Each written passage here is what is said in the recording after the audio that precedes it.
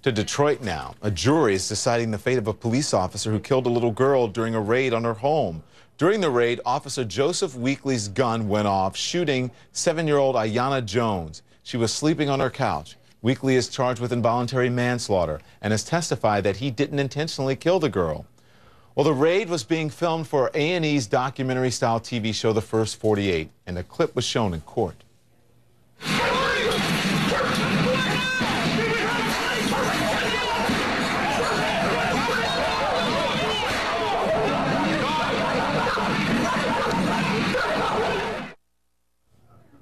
Here's CNN Sarah Ganem with more. The video played in court was low resolution. Listen carefully. Just seconds after the flashbang grenade goes off, a shot is heard.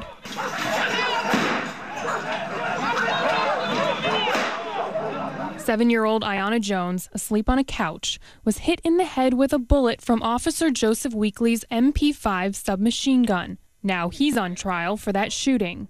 You feel devastated, horrible, just the sorrow, just to be involved, even to this day, you can't explain it. It's horrible. Cameras from the A&E TV show The First 48 were allowed to be there after an order from the chief of police. The policy at that particular time was to use television essentially to highlight fighting crime in Detroit. Ron Scott, spokesman for the Detroit Coalition Against Police Brutality, says former police chief Warren Evans would later resign, in part because he was too involved with reality TV. The series that he had wanted to initiate called The Chief, and it has him walking down the street with a high-powered rifle saying he's going to clean up the streets.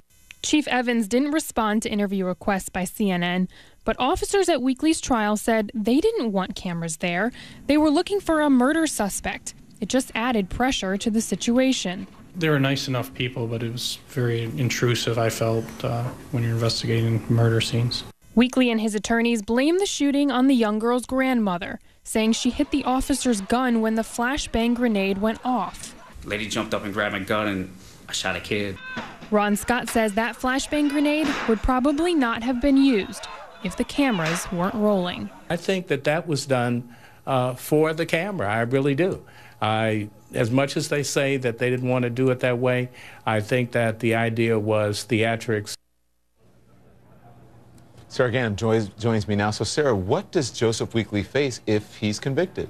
Well, Don, the jury is literally still out. They started deliberating, but they have not come back with a verdict.